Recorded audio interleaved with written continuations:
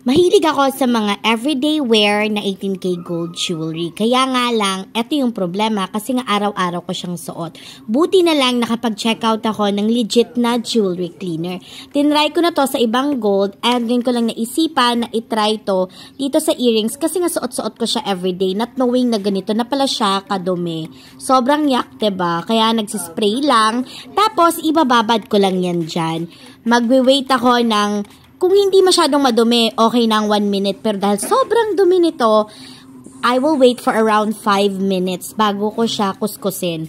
Kailangan din naman kuskusin kasi meron siyang brush. So, binabad ko, meron ng mga natatanggal unti-unti. Tapos, binrush ko lang para totally maalis yung sobrang dumi na dumikit na dyan. Ganyan talaga yung problema kapag araw-araw mong suot. Kahit hindi naman nagbabago yung kulay, nagkakaroon pa rin na iimbak yung mga dumi. Pagkatapos, ayan, binanlawan ko siya ng malinis na tubig and makintab na ulit. Nawala na yung mga dumi niya.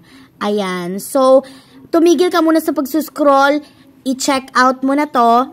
Kapag may gusto kang linising jewelry, ayan, ito yung gamitin mo. Nasa yellow basket.